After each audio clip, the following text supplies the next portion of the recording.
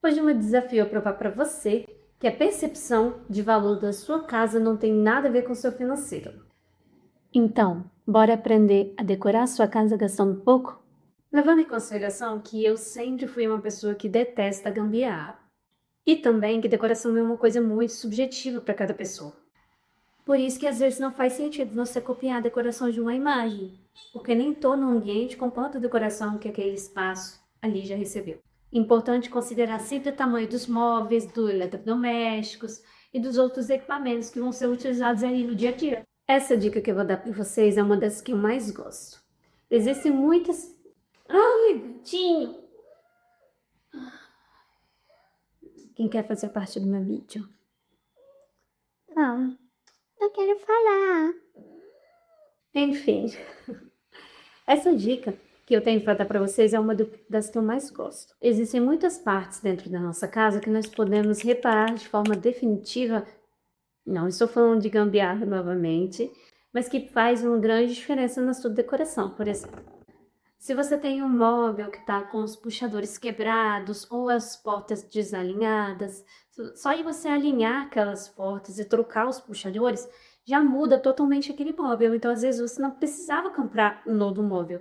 A ideia é sempre trabalhar com o que você já tem, se a ideia é você gastar menos. Aquela porta que ela foi danificada de alguma forma, ela pode ser lixada, ela pode receber algum tipo de pintura ou adesivamento. Então, vai ter móveis que você consegue solucionar, caso ele pareça ali que não está muito bacana mais o seu ambiente. Uma outra dica também é, caso você tenha algum azulejo que você não gosta mais, você pode pintar esse revestimento ou esse piso com alguma tinta específica e também pode assim economizar com um novo revestimento ali. Também é muito bacana que você sempre pense primeiro no que você tem e se você pode fazer alguma coisa a respeito. Já que você já pensou em tudo que você tem, com como você poderia reformar cada uma dessas coisas, aí a gente começa a pensar em adquirir novas coisas. A gente só pensa em adquirir novas coisas quando a gente está tentando economizar, depois que a gente zerou as possibilidades de como melhorar o que a gente já tem. Na dica número 2, a gente começa pensando em como nós vamos adquirir esses novos elementos para dentro da nossa casa. Então, como a gente não pode comprar um móvel solto sem pensar no contexto, a gente precisa estabelecer uma paleta de cores, estabelecer ali alguns padrões para que na hora que você compra você siga. Anteriormente a gente falou sobre as coisas que a gente pode reparar na nossa casa, porque a gente precisa primeiro ver o que a gente tem e ver se a gente consegue salvar de alguma forma. Se a gente não conseguir salvar, aí a gente troca. Os outros elementos que nós vamos adquirir, nós precisamos seguir uma sequência lógica para que eles possam ser mais baratos para a gente, até porque se a gente adquirir uma coisa que não tem nada a ver com o contexto, a gente vai gastar dinheiro e não vai ter o retorno que a gente gostaria. Então, isso não vai ser praticamente o contrário de economizar. Então, vamos pensar da seguinte forma. É necessário estabelecer uma paleta de cores, é necessário a gente ter mais ou menos a ideia de que tonalidade de madeira a gente quer, se a gente for utilizar madeira.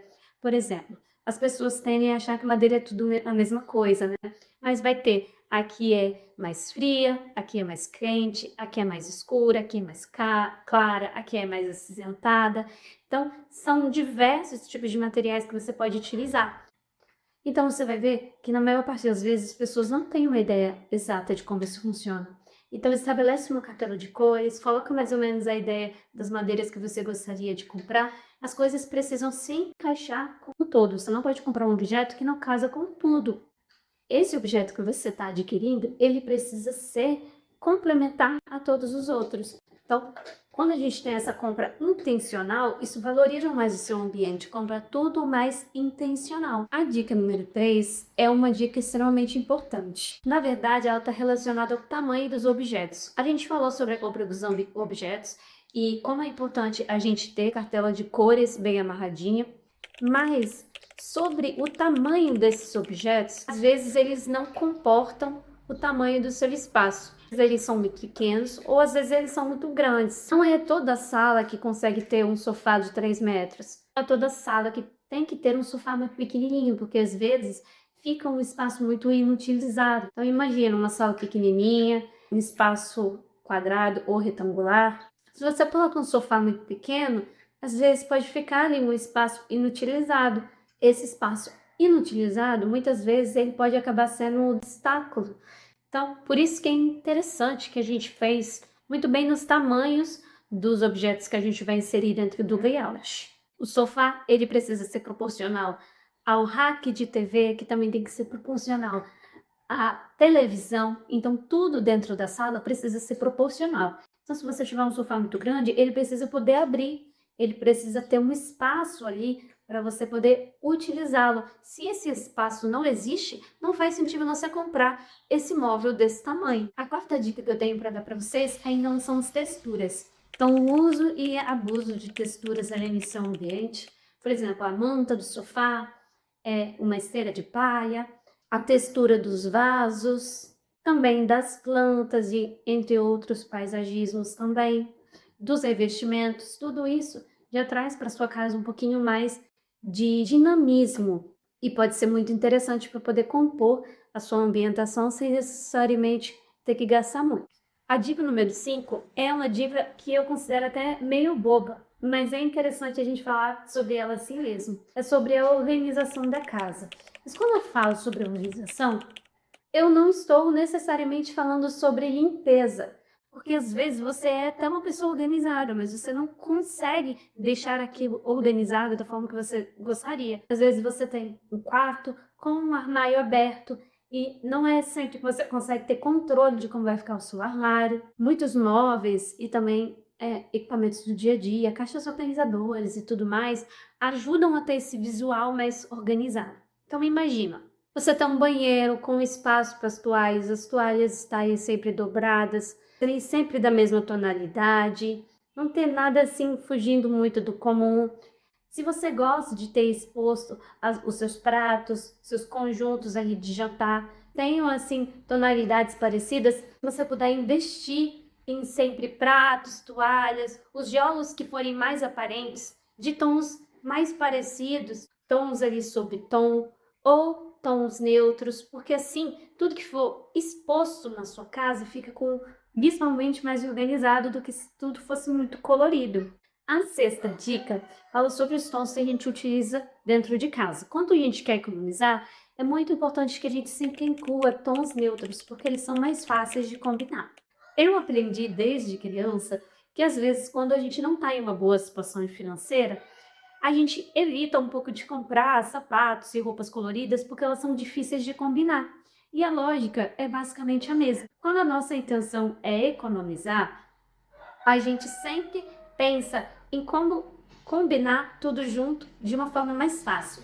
Se a forma mais fácil é utilizando tons neutros, porque se a maior parte das suas escolhas forem neutras, você ainda consegue colocar pontos de cores. E fica mais fácil de você utilizar tudo que você já tem e não ter algum objeto inutilizado por conta da cor daquele objeto. E a sétima e última dica é: ilumine os seus móveis. Essa dica é muito legal, porque você já pode utilizar o que você já tem. A iluminação atrás do seu espelho, atrás de um móvel que já tem uma frestinha, ele já tem um espaço da parede, vai ter uma iluminação indireta bacana. Assim, você não precisa necessariamente de um móvel novo. Às vezes, se você colocar uma iluminação indireta nele, você já tem ali um resultado estético bacana, sem precisar gastar muito. Porque às vezes, se você ilumina um móvel que você já tem, acaba que tira a necessidade de você adquirir um novo objeto. Porque a gente precisa investir nas coisas que a gente já tem.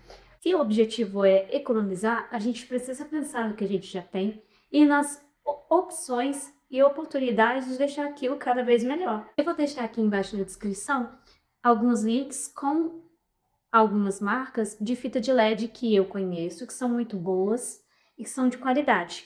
Muitas vezes as pessoas pensam que fita de LED é tudo a mesma coisa, mas na verdade não são. As fitas de LED, elas possuem uma quantidade de LEDs por metro. Então, quanto mais LEDs por metro tem uma fita de LED, menos marcado ele fica no seu móvel. Então, se você já viu um móvel ou algum outro tipo de perfil de LED que dê para ver os pontinhos do perfil de LED ou do móvel ali no reflexo da parede, dizer que aquela fita de LED ela tem poucos LEDs, porque eles marcam a superfície.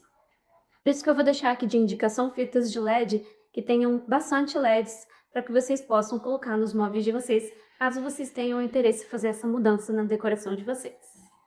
Não é só porque você pretende gastar pouco que vai ficar ruim ou que vai diminuir a percepção de valor do seu ambiente. Só significa que você vai ter que pensar melhor nas coisas que você vai fazer para que você não gaste dinheiro à toa. E você acabou de me conhecer, meu nome é Silene, sou arquiteta. Eu peço para que você curta esse vídeo, me dá uma chance aqui que eu sou nova e se inscreve no meu canal. Se você procura projetos compactos e consultoria de decoração para todo o Brasil, você pode entrar em contato comigo através do link na descrição. Agradeço a todos e fui!